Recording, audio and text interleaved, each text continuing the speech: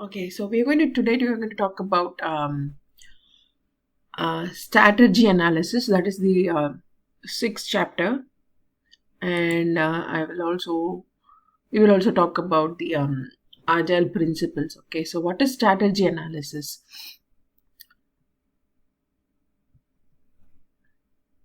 So strategy analysis is nothing but you are defining like the current state, what is the future state, and what are the risks we have, like what are the uncertainties and what are the dependencies we have for that particular project, and how are we going to if there is any going if there is a huge gap, how are we going to how are we going to make sure that this gap is filled and all that. For example, uh, let's take um, let's take a migration project. Okay, so let me give you an example. Okay, we are going to take a migration project. Migration project in the sense like an application is like migrating from one technology to another technology. Okay, for example, from Java, we are converting to Pega. Okay, we are transitioning or migrating to Pega. Let's say this Bank of America application is built in Java basically. Okay, some 10 years or 15 years back. Now, the business owners they are telling that they want more upgraded features, or they want something like a different front end, or they want to be with like for some business decision, or it could be like technically the infrastructure is not accommodating more users, so it could be anything, right? Based upon that, they are deciding that this application needs to migrate from Java to Pega. Okay, so if that is what is the case and they have decided on it, okay, now you need to analyze. They're saying you are the business analyst, they're telling that this whole migration project you will be the lead, and please come up with all the plan and everything. What's the strategy we are going to use, and what is the product roadmap, and how are we going to finish this project. So what we are going to do is, like, you need to first of all analyze the current state. As I've already told you, first is you will be writing the as is diagram. As is diagram in the sense like what's the current state. You'll have a flow chart. Okay, what's the current state, how it needs, what is happening in the current project, the data flow. Okay, and like how in future, how it needs to be, whether the front end design is going to change, or how the product should look and all that, what are the extra features we are going to have, and so that you need to draw. And then what are the risks during this migration, right? What are the dependencies or the risk we will have? Okay, so risk in the sense, for example, dependencies, like for example, we are migrating to a new platform.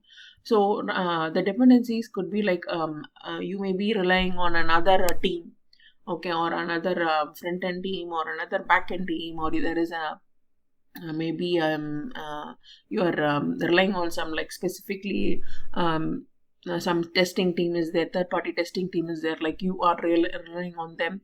So it could be a lot of dependencies may happen, or there could be risk too. Risk in the sense like when we are doing this transition, right, like how much data we can transfer, or how much of the for example, uh, the users will be like so much accommodated to this older system, right? It's like they're used to this. Okay, when you're changing something, first initially they will not like it. Any product, when they're releasing a new version, we will not like it because it's not very user friendly. We are not used to it. We'll always say that I like the old version. For any product, if you see, people's feedback will be like, I like the old one, that was more quality, or I like that was more user friendly. The new one, they won't like it because number one, it will not be very user friendly. Number two, it will not be very effective also, because you'll get a lot of bugs. Okay, you will get a lot of errors, and this is like it will take some time for the new project to stabilize. So you will be finding a lot of people, like, there will be customer care issues. People will be like telling that this is not working, that page is not working, this is not popping up, or that page is not popping up, we are not able to see our transactions, we are not able to submit, we're not able to transfer money. They can do a lot of issues may pop up. So we need to like understand that when you are doing that migration, what are the risks, what are the uncertainties, okay, when you're going to deliver that value. And in order to avoid that, what we have to do, what are the what is the like plan A, plan B, we need to have two plans. And if something is not working, then how are we going to fix it? Okay, so this is like an overall I'm telling, but technically, right, when you're going to decide on the risk factors and all, definitely you need some architect's help to make sure that you document all the technical risk, okay, and all the technical dependencies from other teams. For that, right, you need definitely your developers or architects help in order to document that. Okay, now let's say, like, for example, they're asking about how to analyze the current state, why you have to analyze the current state and all that. So the starting point for any changes, like why the change is happening, okay, what are the problems or opportunities that cannot be addressed without alternating the current state. For example, like you need to know in current state, what are the pros and cons of the current state, okay. If the data is changing, okay, let me give an example. I don't want this to be very theory. Okay, let me. Okay, this is a this is like US government's, like Center of Medicare and Medicaid, their website, okay. So here they are telling that for an EDI transaction, okay, for any kind of like electronic healthcare claims, what's the procedure? Okay, to submit any kind of healthcare claims electronically, I'm not talking about paper, okay. So electronically someone is submitting a claim, okay. What's the standard we have to follow? What's the EDI like standard we need to follow? Okay, so if you click here, it will be asking for what is the EDI, like for example 270 eligibility query or 271 eligibility query. What's the standard we need to follow? They have given us here. Same way for paper 2, like for example, if you see here, professional paper claim, okay, so there are two different claims. One is electronic claim and one is paper claim. So in paper claim, right, they are also giving here like what are the new updated forms, okay. You have to use only this forms, okay. This is the updated forms, and all the forms are being uploaded here, and you have to use only those forms, okay. Let's take an example. See here, what are the updated form for this year, okay. Like they have given all the forms, you have to use only these forms, okay. CMS 1500, CMS 1300. Like for Medicare waiver, there is an application. For provider identifier, there is an application. Okay, let's take about what is something familiar. Okay, so they have given all the like updations here, okay. Now this is government of United States. This is like an official, see here, an official website of United States government. They have uploaded something and they are making sure that you're going to use this form, okay. Now they are telling like from October 1st, okay, you need to use a new form, and only that form, like everybody, like whoever is submitting claims, or they have to use all the providers, all our members, they have to use only that updated form, okay. The government is giving here the notice, okay. And so they're telling that we are having a deadline of like till October 1st, people can use the old forms, okay. And after that, the new form, only they have to submit only the new form, okay. This is a scenario. Now when we say about like this changing, okay, when we are changing, okay, when current state we are using this form, a particular form, and then from a particular date our system has to like accept only the new forms, or maybe they are giving a deadline, okay. So maybe after October 1st for 30 days we will accept the old form, but after that we cannot accept. So they are giving some kind of deadline, and within that deadline only, like this is a government mandate, okay, you have to follow, this will be the highest priority, and this is like a compliance issue, and you may get fines if you're not following. If you're working for any healthcare project and you're working for some US insurance and all that, right, this is a mandate from the government. This is a top priority, you have to follow this. This is the number one or highest priority requirement for you, okay. So that claim, if you're from claims team, right, you will be like this, from October 1st the new form has to go live. The member must be able to see the new form and can only submit the new form. And if they are submitting, or the provider is submitting the old form, our system should not process it, number one, or maybe throw an error stating that this is not a valid like a valid form, or our system should be saying that please submit with the maybe we have to recommend saying that please submit the claim with the new form. Something has to pop up. Okay, that's a requirement. So that is like a mandate and you have to do. So you need to understand why the change is needed. Why are we alternating the current state? Because it's a mandate, it's a compliance issue, it's an order from the government. That's why we are changing. This is like a valid scenario. Okay, and then like you need to like discuss with all the stakeholders from like if you're doing a particular date and if you're changing, what will happen. Okay, from October 1st, if that is a new requirement, then what will happen before that? What if people are submitting, how are we going to throw that error, or how are we going to like process those old claims, or what is the procedure, what is the alternate plan we are having for those kind of members, because they will get upset. The people, right, who were submitting the claim, right, they don't know all these mandate things. Okay, they'll be like, I submitted the claim, and providers or doctors will be like, I submitted the claim is getting rejected, and they'll call the customer care, and they will be like shouting at the customer care people, right, because it's all money involved. So they have to submit the claim, only then it needs to process, and then only then the doctor is going to get money. So they'll be like upset. Imagine they have like 300 clients and all their claims are getting rejected. Okay, on from one day, everything is getting rejected. Definitely from doctor's office, that lady who is processing, who is submitting the claims is going to call our customer care, insurance customer care, and like she's going to scold, right? So we need to make sure like that issues are not happening real time, like nobody's facing issues. We are already informing all the provider prior that particular date that this is a change, we are going to change our front end and you will not be able to submit.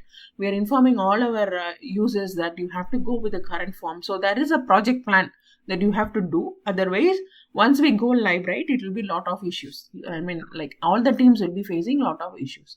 So you first you analyze the current state, and then you write you like document all that current state, and then you write the business requirements, why there is a change, and in front end, like what are the things we are going to change, and how are we going to change. You write the plan. Okay. Yes. Okay. So we are going to write that. So once you once you write down your current state, then you need to like write down what is your future state. In future, if suppose this claim after October 1st a new claim is going to process, then what are the difference from old claims? What's the difference between an old claim form and a new claim form? So that you need to document. Okay, so what's the difference between an old form and new form, and what are the business rules that is being changing, and then like in new form, what are the additional fields we have. All that you need to like make sure you document it. So in your documentation,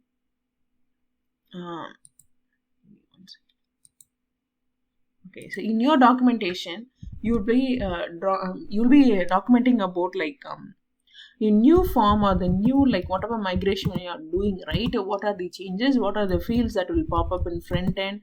And what is the difference between the old version and new version? Okay, that is like I'm talking about front end wise. I'm talking about like back end wise. I'm talking about like each and everything, like each and every new requirement, whatever change we are having, right? We need to document it. Okay, otherwise there will be like issues. You may miss a requirement, and after like during UAT only you will find out. Okay, so it's very important to whenever you're doing a migration project, or whenever you are changing from one system to another system, or whenever you're doing some upgrade. Okay, these are the words you need to tell in an interview. Whenever there is an upgrade, or whenever you are using migration projects for all these projects, or you're going to like go from one platform to another platform. Okay, so if you're using all this, then you need to make sure you're documenting. Now you're doing two things. Okay, current state you're documenting, and then future state also you are like documenting all the changes, whatever we are going to do, whether we have the capacity to do the change, or like for that time period. For example, like if this is a change from October 1st, okay, so maybe that government is saying that, okay, it's fine, we are going to do this change from October 1st, but till November 1st, you can accept both or they're giving a time period, okay, where people can use both forms. So whether our system can accommodate both the forms, that is there, right? So you need to make sure if government is extending their timelines, accordingly your system also should be able to accommodate. So let's say that suddenly so they say that from October 1st only new forms should come, okay. Then suddenly in August, like government is saying that since like so many insurance are not prepared for this new change, let us give some time. And so from October 1st, the new form will be accepted, but still some people can submit the old form till November 1st or December 1st. They give a 2-month like timeline. Now your system has to like accommodate both the claim forms, both the versions.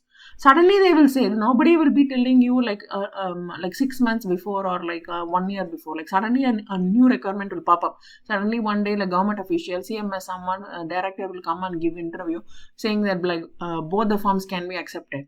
Now accordingly, we are from IT team, we have to accommodate that requirement, right? So you will be like, so our system has to handle both old forms and new forms. How are we going to do the change? And we have only like 2 sprint time, okay?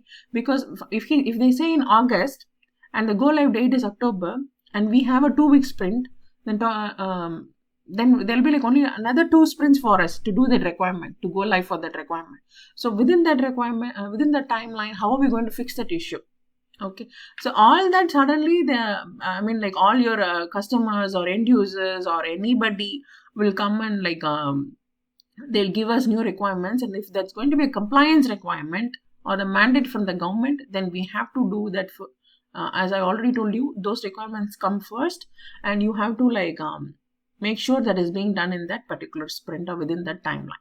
So our system has to accommodate accordingly. So we have to like quickly schedule call with the developers and make sure like this is the new requirement change request that the government has given us. So we have timeline now till December. So till from October and November and December, like for all the 3 months, we can process old forms and new forms. How are we going to do the change? Okay, so you will be scheduling the technical call with all your team, and then accordingly you will change all the documents. So again, same only. So same, this is the change control process, same thing. Again, you will document all the requirements. Again, you will verify all the requirements. Again, with the business owners, you need to get the sign off, and again your developers have to develop. Okay, but this will be quick because we have no time. Okay, this will be really quick. And then yeah, so for example, like constraints, right? So yeah, so there could be a lot of constraints for any project. So you may have budgetary constraints, time restrictions, or maybe infrastructure. Infrastructure means that particular platform will not accommodate. Okay, so let's say that for Bank of America, if they say contact us, okay, if they say contact us, I don't know whether we have chat option here, but for some users, right, a chat will pop up here. Okay, they'll be like, can I help you? Something like chat options will pop up, and then you can directly like type, and you can ask questions to that robo, and then robo will connect to a real like human being. So but initial few questions, right? May I help you? What do you want? Do you want this issue? I mean, do you want to focus on this issue or that issue? Like there are very standard template questions the robo can handle. But after that, right, it will be connecting to a real human being. Okay, so that basic steps, right? That is from a technology. Okay, so that chat option, right? It is from like a particular technology is needed. So whether if your system like your platform doesn't have that, okay, and your business owner is saying that we need a chat option. Okay, we want the users to chat and then like to connect with the customer care people. We need that option, and then you cannot do it because whatever technology you have developed, this platform is not like cannot have that option. You cannot develop that feature. Then what are you going to do? You have to tell them. So that is like an infrastructure or technology constraint stating that we cannot do it. We understand your requirement, but according to this technology, whatever we have, this application is built, we cannot give you the chat option. We have to tell them. So that is a constraint. And then all the policies, and then number of resources from our team, and then like restrictions based upon skills of our team members. Okay, so let's say like I said, okay, now the business owner is saying that I want chat option, like please change the the technology. I'm saying for an example, nobody will say that, but I'm saying please change the technology. Okay, let's assume that this platform, our developers are from Java, and they're changing this from Java to Angular JS. Okay, something advanced one, and our developers doesn't know Angular JS. Okay, they don't know Angular JS. Now what are you going to do? But this project has to be launched. Okay, so now what are we going to do? We don't have that particular skill from our team. Our developers don't know Angular JS. That's a restriction, right? They don't know how to develop. So we need to hire new resource, and then we have to train them, and then we have to. So we don't know when are we going to get that new resource. It could be so even though if we say that we want a new resource, so we have to interview them, and then we have to hire them, and then we have to train them on the particular project, and then only that resource can develop. Okay, that is a restriction. And any compliance regulations, all this can be real-time restrictions, and we need to do our changes accordingly. Okay, if we have any restrictions, we need to inform the business owners, and then we have to make sure what is the solution for that constraint. Okay, and next is important one is for any strategy analysis. Yeah, this risk also. Okay, risk I've already told you.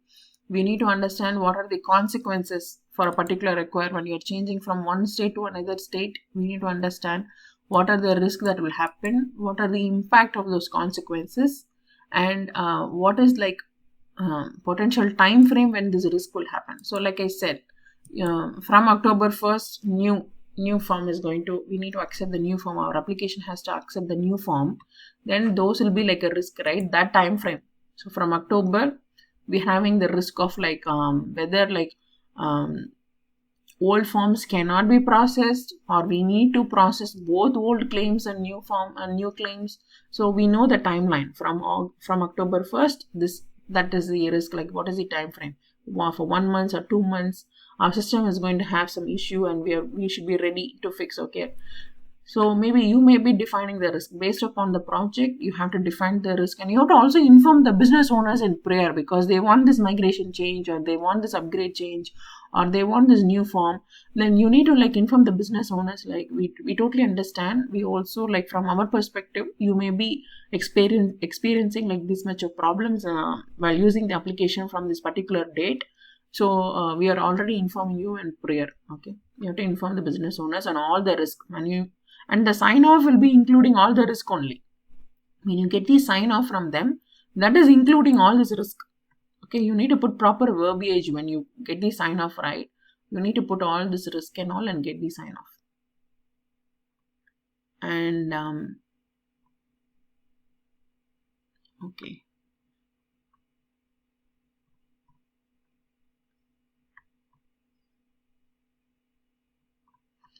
This is all very generic, and we will talk about. Okay, now I'm going to talk about basic agile principles. Before we go to the next chapter, there is something important. I have to talk about agile principles. Let me take agile principles. Okay, basic agile principles, and what are the questions related to these agile principles?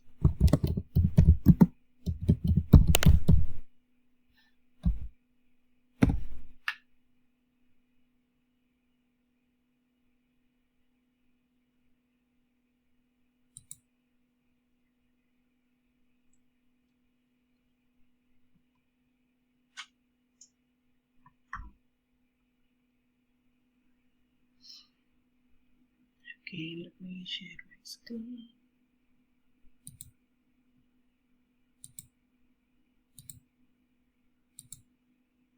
Okay, so this is a very important interview question. Many people are asking this in an interview nowadays. So what questions like Mahendra shared also from Genpact, right? People have asked these questions. So what are the 12 principles behind the Agile Manifesto? So I can give this link in the chat box. You guys can go to this website and then read. Okay, so what are the 12 principles? Okay, First is like, why are we going from agile, from waterfall to why are we going to agile? Okay, this is like continuous delivery. Number one is to satisfy the customer early and continuous delivery of your valuable software. Okay, so why? Because we don't want customers to wait like for long period, like 6 months, 8 months. In waterfall, that's like a drawback, right? So for 6 months, 8 months, people has to sit and wait, and then only like they have to they'll be able to view the product. Okay, we don't want to do that. So our first priority, or in Agile Manifesto, the first principle is like you need to satisfy the customer very early. That is like in sprint, in 2 weeks, 3 weeks, they'll be able to see some functionality, some software that is being developed, and they'll be able to test it. They'll be visually able to see the software, and they'll get an idea of how it will look and all that. So, and continuous delivery of a valuable software. Okay, so when we're having about like 3 months time frame, and we are dividing that into multiple sprints, we're continuously delivering something that is going live every 2 weeks. And so that's a huge difference. That's a very first principle. Okay, difference between waterfall and agile. So here the end user or the customer is able to see the product very early, and they're able to see something, a valuable software, and we are able to deliver that continuously in every sprints. Okay, now second one is even they are when like they're changing requirements even like very late. Okay, agile can like accommodate those change, right? So if we are in waterfall, okay, what will happen is in waterfall, first the development is completed, and then testing is completed, and only then in UAT, after 3 to 4 months in UAT only, if some business owner is coming and telling you the change, okay, it is very difficult for the entire development team to accommodate the change, because we are already developed the product and then we have tested it thoroughly. Okay, so but in agile it's not like that. Okay, in agile it's not like that. So if you see in agile, we can see it is, since it is 2 sprints or it is 3 sprints, like 2 weeks timeline, 3 weeks timeline, what we can do is like, even if they're bringing the requirements in the last minute, through the change control process, we can accommodate those new requirements, right? So this is like very, that's why the business owners wants to go agile, because any kind of requirement change, even in middle of the sprint, okay, I know there is a standard we are going to follow, but there is some protocols we are going to follow, but using the change control process, we can accommodate the new requirements. So that's the second principle. Then deliver working software frequently, from a couple of weeks to a couple of months, with a preference to a shorter time scale. Okay, so I've already told you. So this is called as minimum viable product. Okay, so when we say minimum viable product, some kind of working software we can give them in like 2 weeks sprint, 3 weeks sprint. With that, right, they'll be able to start the project. Okay, and in the course of weeks or within the course of months, we can scale that project, or we can like make sure, like for example, like let's say this feature, login feature is there, they're able to log in and they're able to see only one screen. Okay, they're not able to see like different screens. Okay, they're able to see just their own like history. They're able to see their savings account, how much is there. They're able to see the transactions, only that much they can see. We are not giving any additional like scenarios. That's totally fine with the business. They'll be like, fine, give me that. They're able to log in now, they're able to see one page. That is totally fine. That will, like for 3 months or 2 months, that is totally fine. And then we can add new additional features. The business is totally fine with it, because the customer can actually use the product very early, and then we can keep on enhancing the product, right? Then you can add additional features and additional pages, or additional whatever, like the business owners, however they want to enhance. They can get feedback from the end users, from generic people, like general crowd, and then we can enhance the product. So that is one thing very we have to, like, in a couple of weeks or a couple of months, on a shorter time scale, we can deliver a software, and based upon the feedback from general people, we can actually enhance the product. Okay, and then business and developers must, like, they work together throughout the project. Yeah, because it's a 2 week sprint.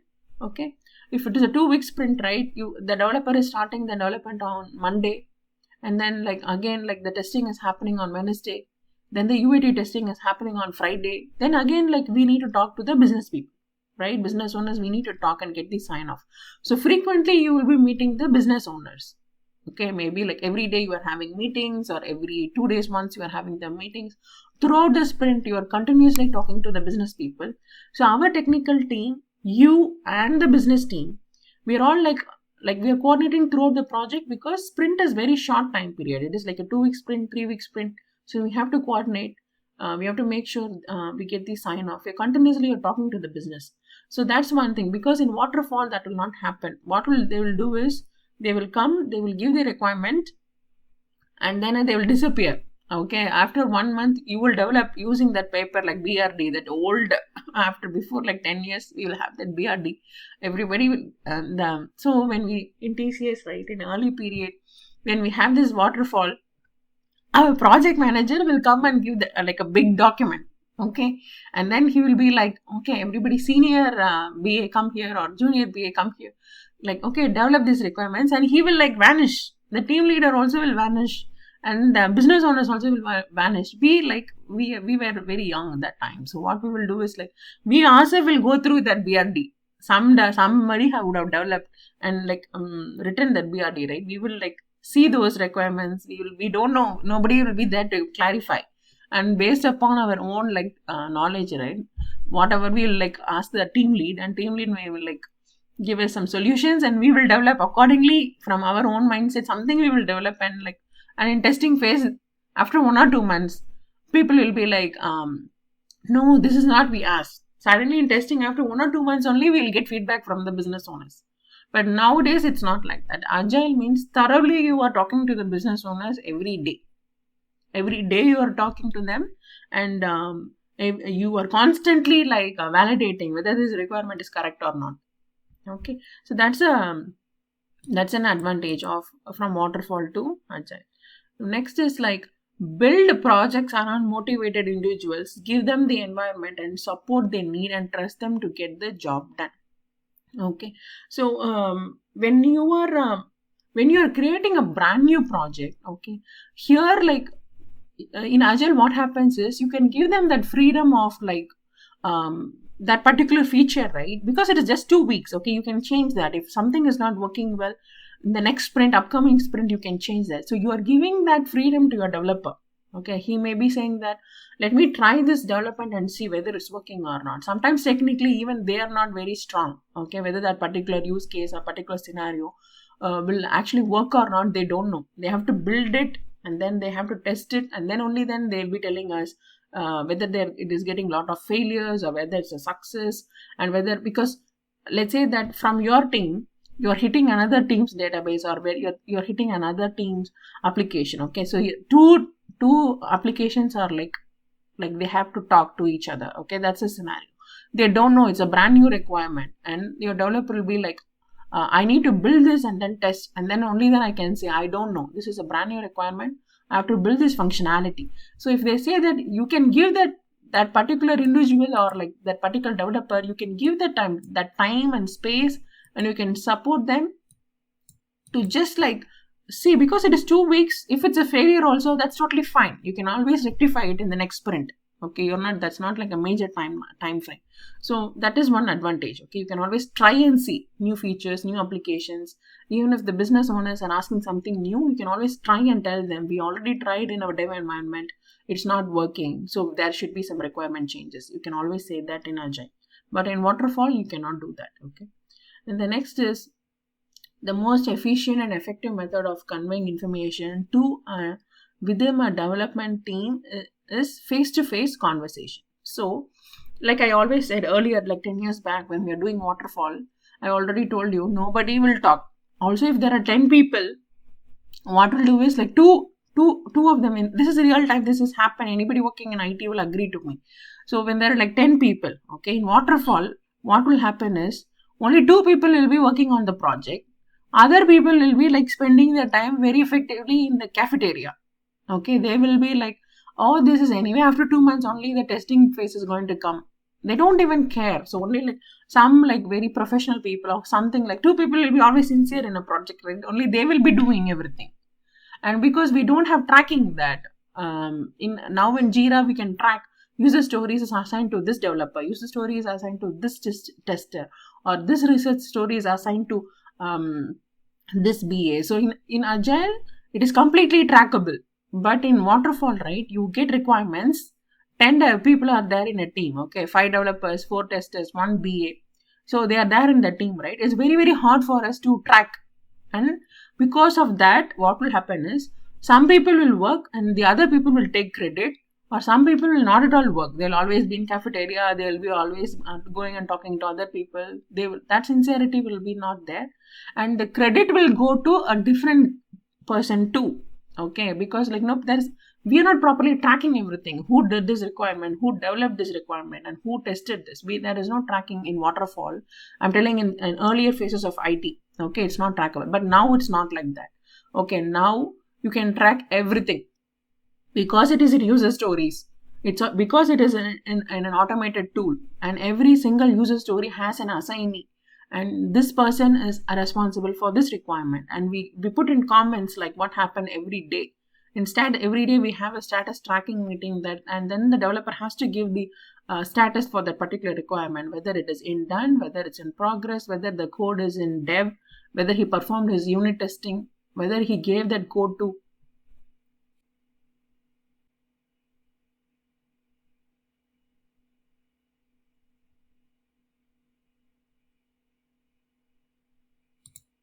Okay. So yeah, in Waterfall, so that face-to-face conversation will happen every day with your technical team. And in Waterfall, right, that's like a huge problem, because like tracking is not available and we don't know who is like working on which requirement. Someone like 2 developers who's very, very sincere will do everything, and then like the whole team will take credit for it. Or someone who's not even like doing any kind of basic testing will actually be like not shown to the team leader or the manager that this person is not doing anything. Like nobody will have nobody will know. Our leadership will not know who's actually working on any requirement or who is actually doing it in Waterfall. But now it's not like that. Everything is in form of user stories. Everything is on the dashboard. Anytime our project manager or our staff VP or director, anybody can log in our Jira board and see like how many user stories are in the backlog, how many user stories are being completed, who is assigned to this user story. And by just seeing the comments, they will know like who worked on it or who is not. At least it is like trackable now. Our Scrum Master will know, our project manager will know, and if it is also easy to hire, also to fire people. Okay, now we know like who will be performing and who will not be performing, whether this user story is completed properly or not, whether it's a delay. Everything is like tracked. So since there is a lot of things we can track right now, so the development team will be constantly talking. Development team in the sense developers, testers, and us, right? Business analysts. We will be like continuously talking every day.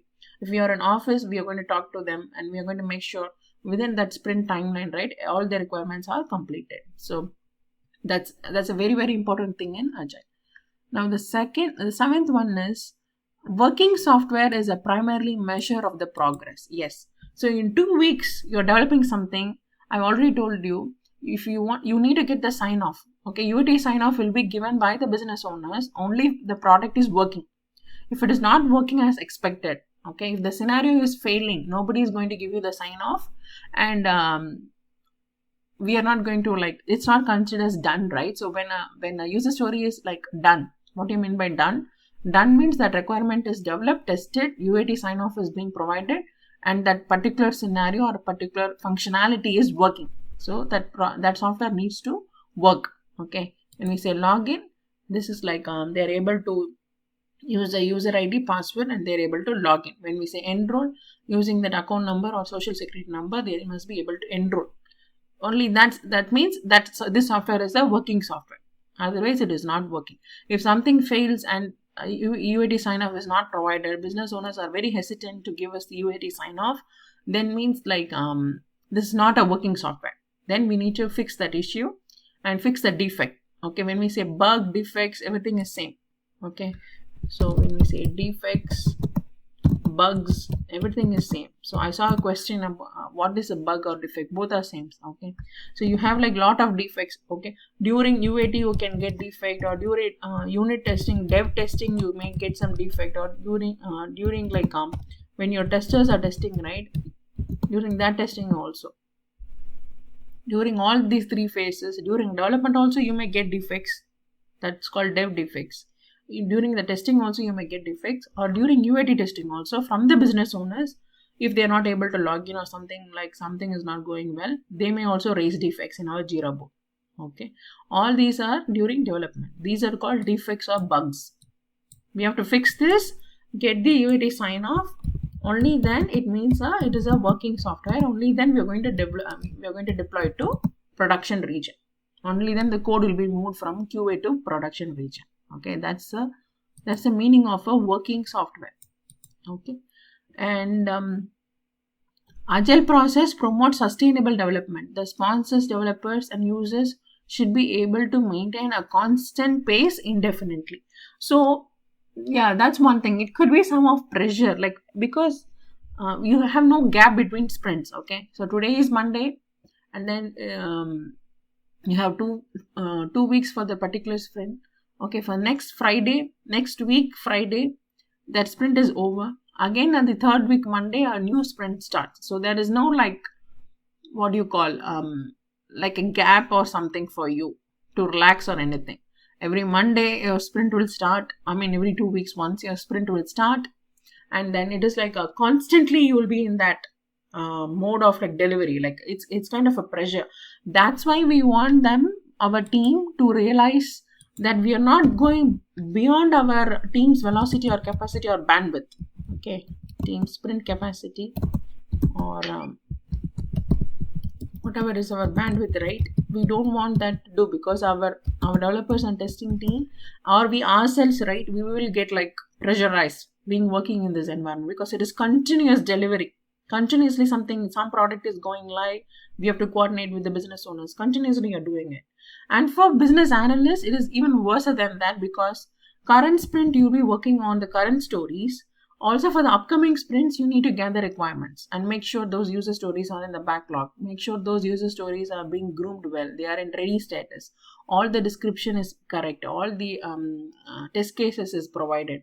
All the acceptance criteria is correctly documented. So for you, right, you will be like in two phases. Current requirements also you will be like coordinating with your developers. Also for the upcoming requirements, for the upcoming sprint, you need to create the backlog, or the user stories must be in ready status. So for you, it is also constant like a pressure, right? So we don't want to go beyond our velocity or capacity. So if we have that's why we are having story points. Story points are very, very important. We don't want to pressurize our technical team, and we don't want ourselves also to be pressurized. So this is continuous delivery. Every 2 weeks, 3 weeks, something is going live, and every day you are gathering requirement. So we need to have that process of, this is going to be my work, and this is the capacity of the whole team. This is what we do. So when you are estimating the story points, you need to very carefully say that this requirement is a 1 story point, 3 story point, 5 story point, or 8 story point, right? You need to evaluate correctly. Okay, you are just saying that this story is a 1 pointer, and suppose it is a 3 pointer. Okay, then you have to finish that, because once you are estimated, it is done. That's all. You cannot re-estimate it after it is coming. After the story is pulled into the sprint, right, you cannot do anything re-estimation. So during the project review meeting or the project planning meeting, right, when you are estimating the story points for your user stories, or whenever you're doing as a team, right, you have to give the story points accurately, because it is according to your time. So you get 2 stories, and then you're not able to develop. Then you think that, oh my god, this story takes a lot of time and I'm not able to finish within 2 weeks. Then you are in trouble. So whenever you're giving story points, please give it very accurately. Discuss with your team members and give it accurately. Also, you need to make sure this is going to be a highly a pressure environment where continuous delivery is going to happen. So you have to have that mindset of I can take only this much user stories, or I can take only this much. And then maybe that's why I told you, right? Essential, priority, and low priority. These are the words whenever you are selecting a user story, right? Whether this is a top-notch, high priority, essential story, this has to be done in this sprint. or whether it is priority story. Okay, this can be done, and then that is non-essentials or non-priority ones. This can be done if there is bandwidth. Okay, we need to define, you need to know how to prioritize these requirements. Okay, which has to go first, which has to be developed in current sprint, which has to be done in the upcoming sprints. You need to know. Okay, so that is very important. This can be like really give me 1 second. This can be really pressure for people who is not able to like deliver continuously. You may be like, if you're not like in a constant pace with your developers, or if you're not able to catch up, then you may be in trouble. But it will take some time for you to adapt to this environment. It will take at least 1 or 2 months for you to adapt to this environment. But once you adapt, life will be an easy breeze, and you will love being in IT. Okay, next is continuous attention to technical excellence and good design enhances agility. So I've already told you, whoever is working on the project, right, they will get recognition, because now we know who did what, who developed a product, who tested a product, and so visibility is very high from a leadership perspective, right? We know like this particular requirement, who developed this requirement, and who found a bug or who found a defect for this requirement. So the visibility is very high. So you're going to get continuous attention for your technical excellence, or when you deliver a product, when you go live, people are going to recognize you, your project manager is going to recognize you, your team is going to recognize you. But in waterfall, it's not like that. Okay, one or two people will be doing it, and maybe the others may get recognition. But in Agile, it's not like that. Very easily, we can find out and fire people if they're not doing any work. Simplicity, the art of maximum the amount of work not done, is essential. So I've already told you that regarding this essential, priority, and non-essential, right? So we have to make sure which are the top not essential ones, which are the priority ones, and which is not the essential ones. So that I discussed yesterday itself. So please, if you've not watched my videos, yesterday's video, please go watch it.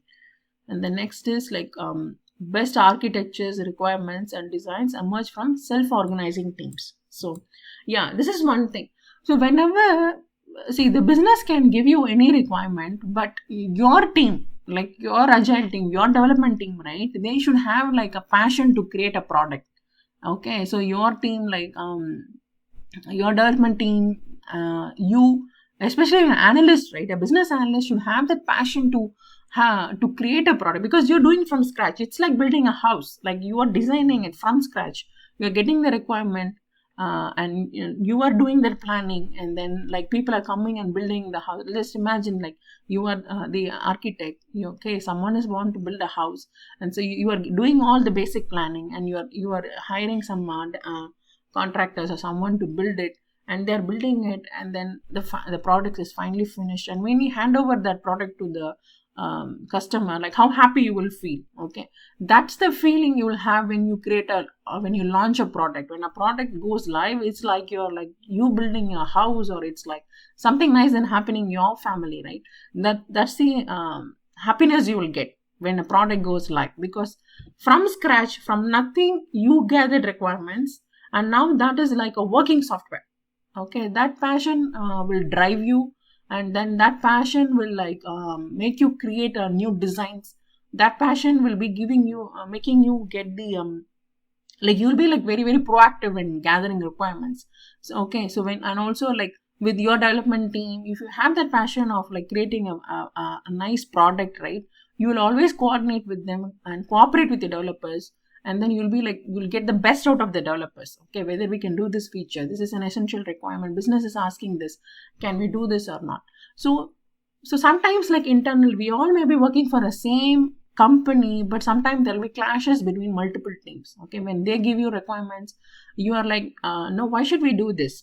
Okay, but you are not, I would always say the business analyst should not be like that. You will never get good name if you're having that resistant behavior. Okay, if they come to you, when they see your name in an email, okay, when they see your name stating that, okay, this person is gathering requirements for my upcoming project, just by seeing your name, they should be okay, I'm happy to be working with that person. I'm happy to be coordinating with that person, because that person will make sure that this product is going live. That person will make sure that there will be no issues in this project, or that person will make sure that the entire process is going to be an easy breeze. That kind of name a business analyst should get. That passion should come from yourself. You should be like, okay, I'm getting a project now, this is like my baby, this is my my product you're developing for your own self, and then you need to like gather requirements accordingly. If you don't have that passion, right, then you'll not be able to sustain in IT, or you'll not be able to grow, and you won't get recognition from multiple teams, and you'll have a constant battle with your developers and other teams. Okay. And then at regular intervals, the team reflects on how to become more effective, then tunes and adjusts its behavior accordingly. So yeah, so we this is a pressure. I know agile is like a lot of pressure compared to waterfall. Agile is a lot of pressure, but you will like it since we get recognition, since there is a visibility in our leadership team, and since like we are constantly like monitored, and since we know like who is working or not. Okay, this is for people who are very sincere, and people who are capable of like coordinating with multiple teams and making sure some product is going live properly, right? For them, agile is a best practice. Someone who doesn't like IT and want to just they're coming to this field for earning money. They're not involved in this product. They have a different passion. I hear people saying that I want to become a mechanical engineer. I want to become something else, but my parents forced me. That's why I'm an IT job. So for those people, this will not work out.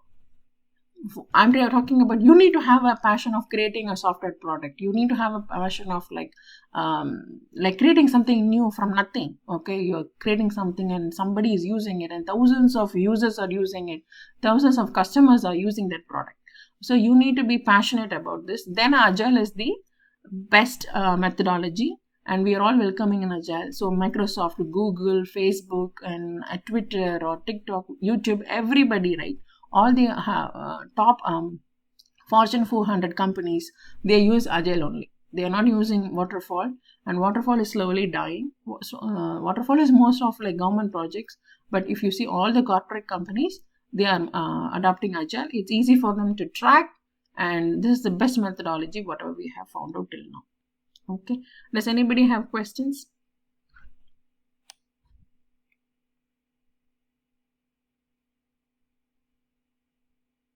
Hello. Yes. Myself, Karthik here. Yeah, actually, this is the free class. This is the first class, or how? No, this is day 7. Okay. This is the day 7 class. Yeah, this is day 7. My all other 6 days training video is in actually in YouTube. You can go and see it. Okay. In YouTube, the same name it has been mentioned, or how? Right? Yeah, it is mentioned as Basic Business Analyst Training, day 1, day 2. Like you can see my recent videos. Okay, sorry. Okay. Your good name, sorry. My name. You want my name? Okay. No.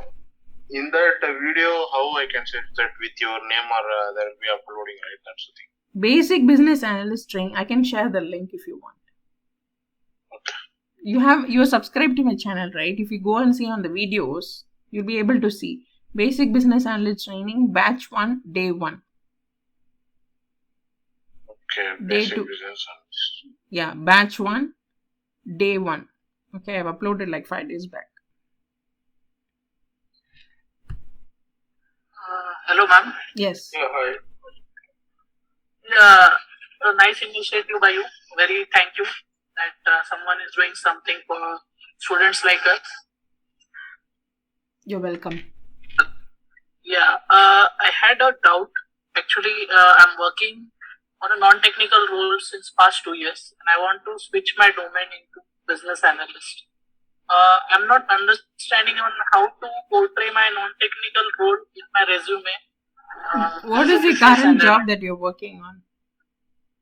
Sorry? What is the current job that you're working on? What is the non-technical role that you're working on? Actually, it's related to AI. I mean, I work in NVIDIA on a third-party payroll.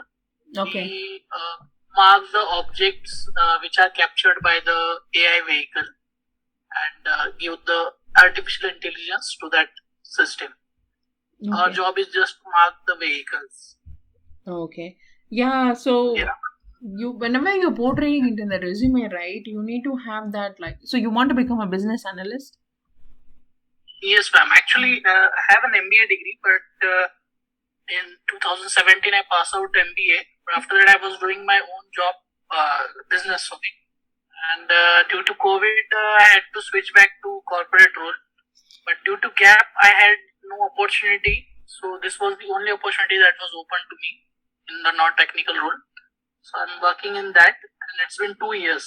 So I want to switch into a technical role, and business analyst is what I think could be the stepping stone for this. So I just wanted to know how to portray this experience as a business analyst. okay, can you explain the software, whatever you're saying? What's the data flow for that software? Data flow is as in we get frames from the NVIDIA, the frames which are captured by the smart vehicles, like Tesla and all those vehicles which are running. They capture images of the road, and we have to differentiate the vehicles. We have to mark the lines and all, so that it gives that guidance. Like lots of images are there. So by collecting those images, they portray that into artificial intelligence, and it gives artificial intelligence to the system that they are working on. Okay, so you get the images from whom? NVIDIA. Okay, so you are using that application, or do you know how to how are we using that? What's the We have access to the URL. We get the jobs in that URL. okay? We just have to mark those objects in Oh. that particular frame. Yeah. So, but you don't know how that application works and all, right? Yeah, actually, it's an URL only. Mm-hmm. Nothing fancy in that. Just get the images in that, and we have an attribute column over there, that whether it's an SUV or hatchback, and if it's a signal, if there's a signal, is it red or yellow or green? Okay, that we have to select that. Once you put that, right, what will happen? Let's say assume it's an SUV. Like what will happen then? No, we just have to mark that, and we have to submit that frame. Then we get the next frame. That's This it. continues. Okay, so you are you are It's an a end repetitive user. process. Okay. Yeah. I understand that you are just an end user of using it. Okay. No, you Yes. cannot like use that here because Anything because like you are from an end user perspective, you are using that application. That's all right. But what I'm talking about is like how that application is actually like pulling the images or from where it is gathering the images. And once you say SUV, what will happen? that we don't know, ma'am. We are actually only the end user. We have to identify what are the images are. What all vehicles are in that particular image. We just have to highlight them. Yeah, this you cannot like put at an IT experience. You cannot? Yeah, no. So either you have to take an application and you need to know end to end technically how that application works. Okay. That you can do. And only that, based upon that, like for example, now in that whatever application you're telling, right? Like how that image is being fed. Okay, what's the data flow of these images, where it is getting loaded. Okay, and how in front end you are a user, how it is popping up for you, how that image is popping up, and how you are telling that there are some attributes, right? So that is a requirement for when an image is being popped up. These kind of attributes will be displayed in front end screen, and the user has to click something. And when for example, if the user clicks SUV, now this image is being like, or it is routed to a different place. That's the like from that application's perspective, you have to work. Oh yes. You got it? Okay. Yes, I got it. Yeah, that's how you have to like technical means that's how like so image is being fed. I don't know how it is getting fed. Okay, so it's a real time image from India, or how is it? No, it's from US. US like but that's real time, or it's like sample vehicles or something? No, not real time. They have been captured maybe 1 or 2 months back. Mm-hmm. Picked that vehicle. Okay, so for I understand your project. So what you have to do is, so once that images are being fed, okay, let's say if it's going somewhere and then like from a traffic camera, like people are taking those images, okay. So from that data feed, from where, okay, from which database it's being routed to your system, and then when it's routed to your system, right, you are like manually user, someone is identifying that case, okay, and then they are giving you options, and when you click on a particular option, now what happens to that image or what happens to that data, where it is getting stored and where it is being routed, and based upon that data what will happen. So technically, like from a back end perspective, right, you have to like understand that overall that of about that application. Okay. Got it, ma'am. Yeah, you are a end user right now. You are not doing anything in IT. You are just using. Yes. Okay. And one more thing I wanted to ask, as a business analyst with 2 years of experience, what skills are mandatory? I mean, 2 years, like I said, see here, don't think about 2 years, okay? Think this is a long-term perspective, okay? You want to become a business analyst in IT, you want to earn well. That's going to be a criteria, right? So what do you have to do? Become an expert, okay?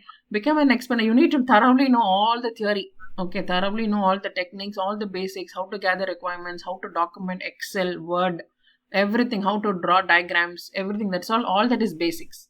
And then how effectively communicate, okay, and how to like be very clear in your communications, and how to be very crisp and clear, all that you need to like that. Those are the basics.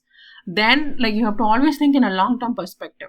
I want to become a lead BA. That just keep it in your mind, like you want to become a lead BA in like 5 years. Like what am I supposed to do? Focus on only that.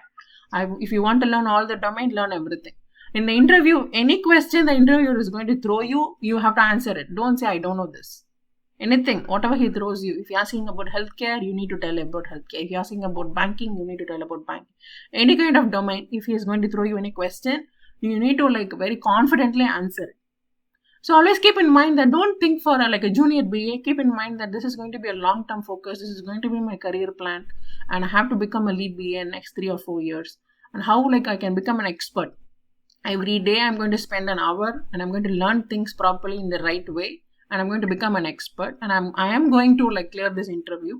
I am going to pay it very high. I'm going to lead a project.